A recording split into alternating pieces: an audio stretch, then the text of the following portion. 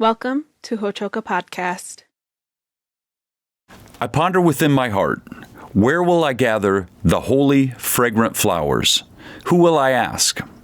If they showed them to me, I will fill my tilma, and with them I will greet the nobles.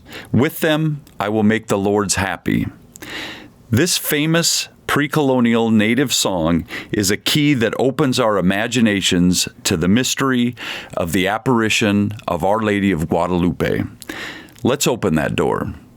Hello, Madakiepi, and welcome to Hochoka here at the center of St. Joseph's Indian School's campus. I'm your host today, Scott Wooster, and you're joined in this circle by Dr. Damian Costello. He's a frequent guest who joins us today to give us another fresh perspective on the spiritual through an indigenous lens.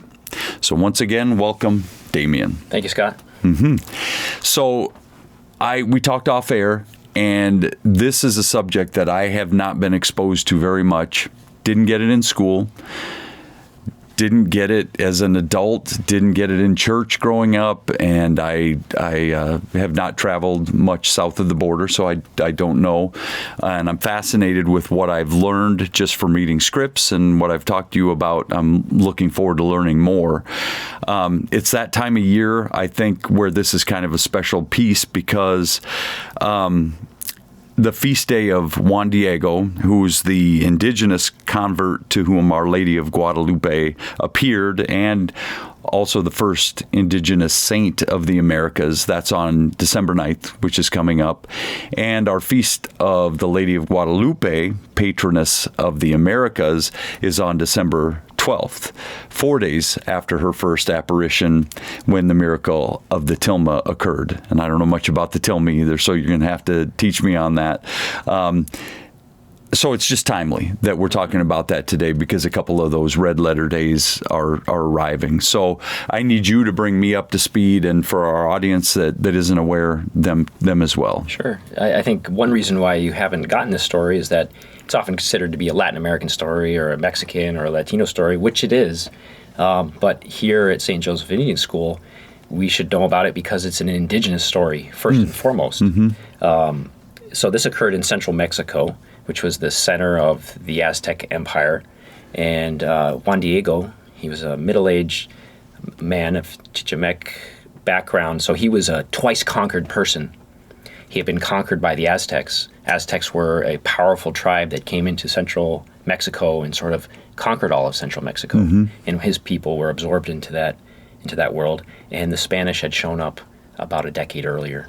And Cortez and his conquistadors conquered the Aztec Empire. Okay. And so this is about 10 years after that.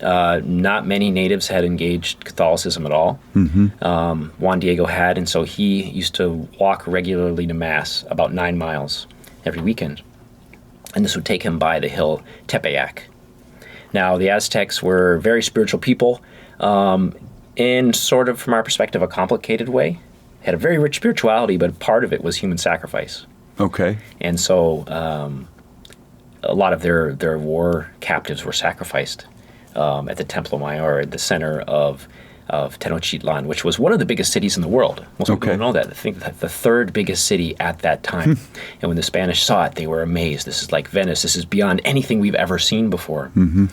And Tepeyac had been the site of a temple to one of the Aztec spirits, a Tonitzan, who was a spirit of corn and flowers, woman spirit.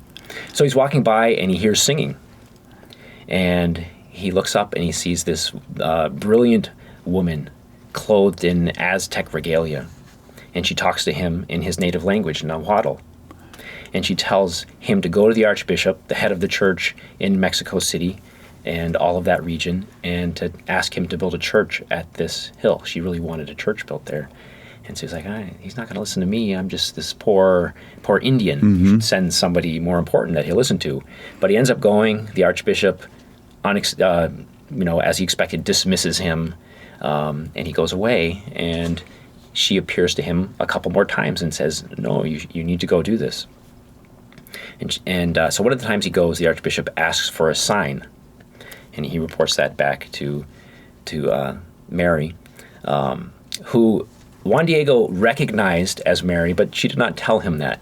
This is something he understood. The last time he went, he was supposed to go, and she had told him she was going to give him a sign.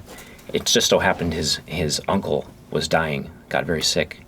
And his uncle was also Catholic. He said, go get a priest so that he can give me the sacraments before I die. And so Juan Diego intentionally bypassed, I don't have time for this other errand. I've got to help my uncle. But the Virgin appears to him anyway and says, don't worry, your uncle's been healed. Go pick some flowers at the top of Tepeyac. And so this is December. Flowers are not in season. He goes there and finds the most beautiful roses in full bloom, which he gathers and puts in his tilma and brings to the Archbishop. And when he gets there, his whole court, he had these retainers and, followers at the court of the Archbishop, saw this and were amazed. And the Archbishop understood that he had had an authentic vision. The other subtext to this is that he was very suspicious of native people coming to him with visions. He associated that with, what we would call paganism, and didn't think that they would be helpful for converting them to Catholicism. And so, but it was through a vision, a very native way, that Juan Diego encountered the Virgin Mary. A tilma is what? That's a basket that he filled with the flowers? It's actually a cloak. A cloak. Sort of a shawl that you would wear. And one interesting detail is that commoners, their tilma was not decorated. It was very plain. Only nobles could have decoration. And when the flowers opened up, the people who were there were amazed to see that there was the image of Our Lady of Guadalupe imprinted on the tilma. So which both in and of itself was a very amazing image that has survived to this day, unexpectedly, but that signals a person of great importance. That Juan Diego is, in fact, noble in what he has done. He wasn't who they thought he was. Exactly. And was the uncle, did he receive his health? That's the other part of the story. So he did receive his health, and when Juan Diego went back, his uncle told him, he said, when you were gone, she appeared to me and told me her name. My name is the Virgin of Guadalupe, and which is significant. As you know, in indigenous cultures, elders are very important, and that was true in the Aztec and the surrounding people's context, that she revealed herself fully to the elder in that particular family. Absolutely. You and I have talked extensively about the importance of storytelling in any culture, in any religion, in spirituality, in growth of man and woman, and how we learn to sort things out in our lives. Right there is I've never heard that story before, and it's got everything you could possibly want in that. I'm so honored to be able to hear that story. And the other layer, which I don't think is told enough when people tell the story. I mean, in and of itself, what we just said is it's a beautiful story. But to draw out the context a little bit more, we talked about the empire and the conquest. So in the preceding 150 years, the Aztecs were this unbelievable war machine that steamrolled almost all of central Mexico. And again, they were complicated, human sacrifice. Their symbol for conquest was a burning temple, that they would come in and replace the gods, the spirits that were there, with their own. And so there was a lot of sort of simmering resentment among the conquered people. They had to provide tribute in slaves for sacrifice, food, luxury goods, feathers. There's stories of like runners who would go from the highlands of Mexico City, which is like at 8,000 feet, all the way down to the Caribbean, and run back fish up for the emperor. And then the Spaniards show up in 1521. They get a lot of support from the conquered people initially and help conquer Tenochtitlan, but the battle is almost beyond anything that we can imagine today. They absolutely destroyed the entire city. They had to go block to block and destroy everything in order to conquer the Aztecs. We're talking about literally tens of thousands of warriors on both sides, incredible suffering, disease. And so it's in that context that the Mother of God, from a Catholic perspective, entered into the story of absolute suffering and devastation and chaos, and brought this message of hope and love.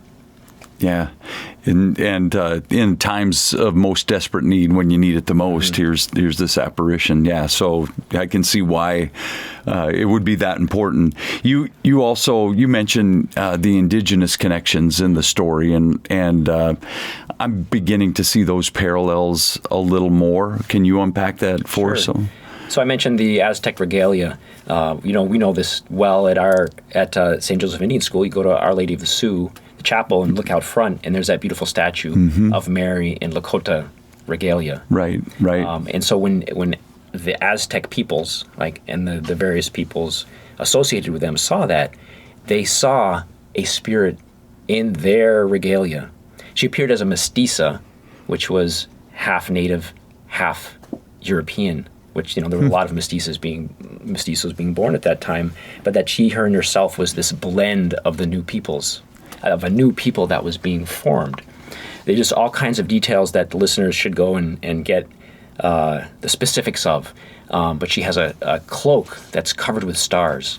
And one of the claims that's very interesting, readers can figure out what they think of it, but that the stars are laid out exactly as they would have appeared at Tepeyac in December, the day she appeared. The stars change throughout the year. Right. And so those constellations are accurately depicted on her cloak. She has a belt just above her stomach, a maternity belt that Aztec noble women would wear, and she's visibly pregnant. This is December, right before the birth of Christ. All sorts of different things. Right. The flowers, I think, is the most important detail. In a Lakota context, someone shows you a buffalo skull or a feather, and that evokes sort of the best of the native world, right? When Black Elk has his vision of the promised land in the ghost dance, it's the plains as they were covered with buffalo. And for the Aztec peoples, Central Mexican indigenous peoples, flowers was the symbol that evoked the best of their hopes and understanding of truth, their vision of what was eternal. You refer to that song at the beginning, and flowers were symbolized. There's one phrase that the only thing that lasts forever is flowers, right? And not a negative thing that, okay, everything goes away, but that's the fullest expression of truth to which we are connected to. And so for her to offer flowers to then give to the Archbishop was sort of a wrapping up of everything good about the indigenous peoples of that area as a sign for the Archbishop to sort of learn, I think. Yeah, and growing in the middle of December, at that time where they wouldn't have, that's a pretty powerful image. And then the last detail that I shouldn't miss, I won't attempt the Nahuatl or the Aztec name, but Juan Diego's Aztec name means talking eagle. Okay. And just in this context, the eagle was a symbol of royal power, of spiritual authority, and that was his name, that he had the authority to bring this message to those who were in power. Yeah, I see the parallels. They're all fascinating. I even with the star piece of it too. You've got that connection to the Lakota people who were, star people. They were guided by the stars. The stories were there. The ancestors are in the stars, and I like that parallel of that too. That's pretty neat. And the birth of the Son of God occurs with following stars, following a star. Yeah, yeah. Up until this point, the motto of the Spanish conquerors who had come in 10 years before, you say, was gold, God, and glory. And they had a lot of success, my understanding is, with the gold piece of it and the glory part, if you consider, what they did. Glory, gruesome would be the other G that probably comes to my mind. But they didn't have much luck converting the indigenous people there to Christianity. And I kind of hinted at it in the introduction that there might be another layer to the story that would tell us why this miracle was so compelling. Well, to fully understand their limitations, they're limited if really no success in quote unquote converting the natives, was that there were very few people who were even concerned about that at all. You know, we're accustomed to thinking like this was some sort of crusade where people were convinced of the truth of their religion, and, you know, went out and wanted to convert people by the sword, and if they got some money on the side, that'd be great. These were largely mafioso types, who very clearly articulated that they were there to become the lords that they had wanted to be in Spain, but couldn't. This was an opportunity. This is new territory. Some of them did kind of concern themselves with God a little bit, but it was sort of like a side job, right? They're not gonna risk success by pushing the God stuff in any meaningful way. And when they did conquer, the best they would do is maybe give money to some priests to come over to do a little work. So it was not like some sort of authentic attempt on the part of most people to share the good news or even live by it. Right? These are people who had no qualms of changing the rules in order to, you know, become powerful. I love how a couple of my native Catholic colleagues talk about this story. They talk about this as, you know, we're so used to the story of the European missionaries showing up and spreading the gospel, and if we tell any sort of success stories, it's because of the European missionary. And that's who we learn about, that's who we pray to and we idolize. And they say, if you really look at this story, it's the Europeans who are the recipient of the gospel and authentic spirituality. That Mary, there's no success for decade. Mary, who does she choose? She does not choose the European colonist, does not choose the conquistador or even the humble Spanish friar who's come across the Atlantic. It's a native elder, a humble native elder, that she appears to in his language, in his cultural form, with the markers of their spirituality that bring it to an unreceptive audience at first.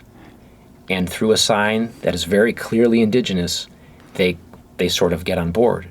And it's at this point where Catholicism becomes a major part of indigenous life in Latin America, particularly in Mexico. Like literally hundreds of thousands of people who become Catholic in a meaningful way and in a way that is not determined by Europeans. And so to get back to Patrick Mason, who's Osage, Graydon Nicholas, he's Maliseet from New Brunswick. They're big in the Knights of Columbus.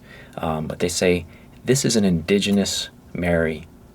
And the story of Catholicism in the Americas has to start here with the indigenous people, because that's what God chose. And not with a beneficent robed guy holding a cross in front of him, but with somebody, some simple man. Problematic natives who just don't ever seem to get it. Right. It's a very different way of thinking about this spiritual path, particularly in this context here at St. Joseph's, right? Where we still are thinking about how do we talk and live an authentic Catholic spirituality in a complex reality. If you look at it in the right way, it flips the script 100, completely. It changes everything about it. I like that too. Another great piece of that. And I also say that scholars talk about this. Mexico is sort of unique compared to a lot of Latin American countries. Now, the Virgin of Guadalupe shows up everywhere. She's the patron of the Americas, and you find it on buses, you find it in restaurants, you find it on T-shirts. I almost wore mine today. I forgot it back home. But it's in Mexico where you had the most integrated society. In a lot of Latin America, you had a very stratified racial and culturally. Peru being a good example, that was conquered by Pizarro, another major conquistador. There continued to be rebellions and much more antagonism between the different classes. Now, nothing was perfect in Mexico by any means, but there was a sort of authentic new identity that was born where the Catholic faith was an integral part of that. People believed that they were one society on a certain level. And this spirituality, this fusion, it provided sort of a new glue where people could believe in the possibility of living in a better way, coming out of a cauldron of chaos. And dominoes for Catholicism began to fall and began to spread and begin to take hold and take root.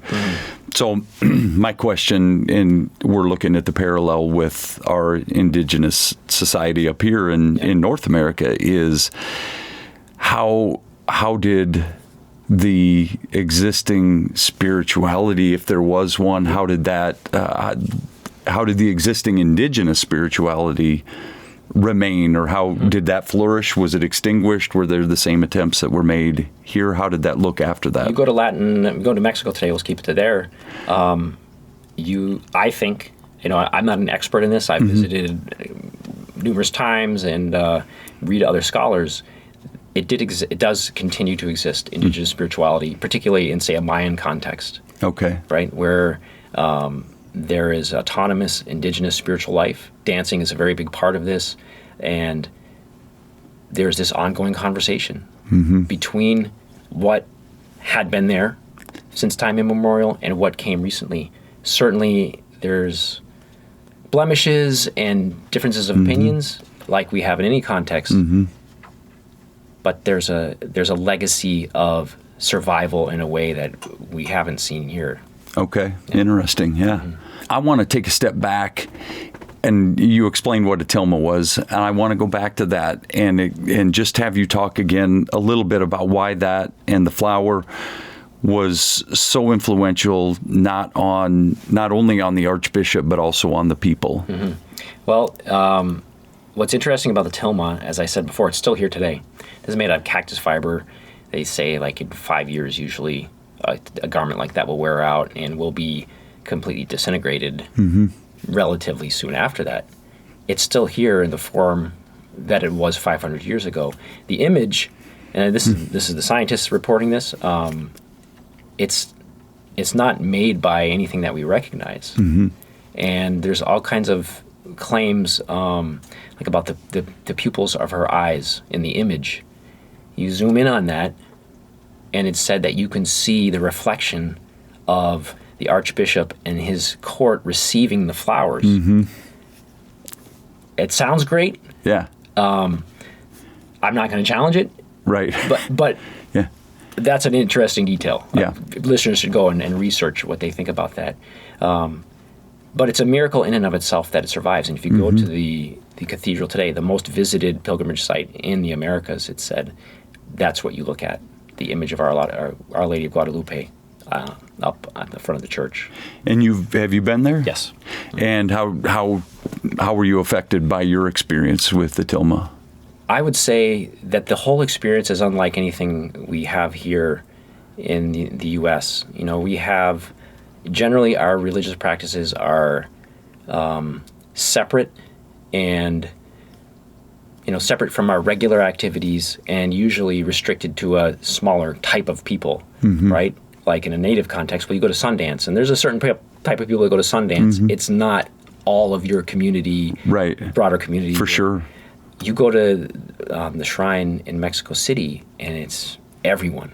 Yeah. Everyone from Mexico, from across the world. You take the metro there. You climb the hills. There's a number of different churches. As the years went on, new churches were built to make it bigger to accommodate the people that would come. And it's a very much sort of like a regular part of life, like what people must do. Like we're from rural places. When you go to New York City, you go to Times Square, it's a vacation. There's good food to eat. There's people from across the world. There's people watching. But this deep spiritual experience that is very transformative for me to have been there and to think about what spirituality can look like in that sort of broad sense. When we sort of like take it out of the box, we don't have any preconceived notions, all the narratives we have about why we don't have to take it seriously or why it's a problem, you just let that go. And you see things anew that you had taken for granted before. Huh. I'm thinking, as you're saying that, with as pervasive as it is and how it affects so many people, the question why keeps popping into my mind, and I don't know if there's an answer to that. But the simplest thing, and I'm going to let you speak to this because I think it's that mystery, where for me, that's how I guess I'm asking that. Is it that kind of thing that you don't have to understand, but it draws you in for whatever reason that is? It is its own function or whatever. Talking about this in the last few days, it reminded me of the Good Red Road and Black Elk's vision, right? And people walking down that road. And you don't always know why the Good Red Road functions the way it does, or where you're going, but when you're on that path. And so the understanding of Mary, some people may not understand what's being said here, right? Because Catholics, we have Mary showing up everywhere. There's all kinds of apparitions. She's always showing up. Sometimes it seems silly, like, oh, there's her image on a piece of toast. Right. Other times it's more compelling like this.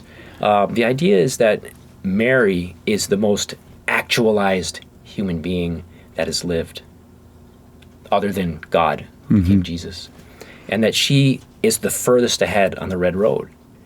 And she sees the furthest ahead. She's sort of like, we talked about the white buffalo woman going to the hill on the horizon and rolling on the ground and becoming the buffalo before disappearing. That moment of liminal space where you see what is coming. You see what is promised. You've tasted it because she fully said yes to what was asked of her.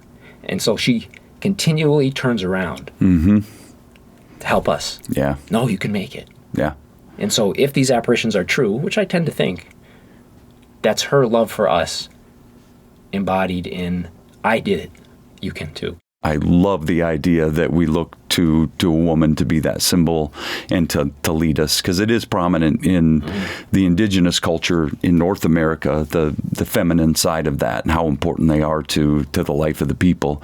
I assume it's the same in the South American, is what I'm hearing. There's, sometimes there's too much made of this, but there's a need for all of us, I think, for maternal care. And whether we had that at home or we didn't, this is God acting through his mother, and she acts on her own to be that maternal presence and to help us along that journey. Yeah, I love it.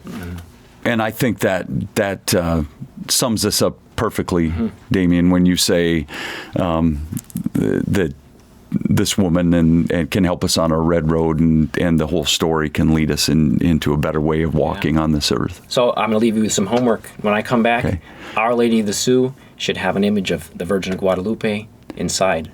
And maybe the kids, as part of their formation, will learn the story about how she appeared as an indigenous woman to an indigenous man. Yeah, I love that story, and I hope they can see that connection. Great stuff, as always.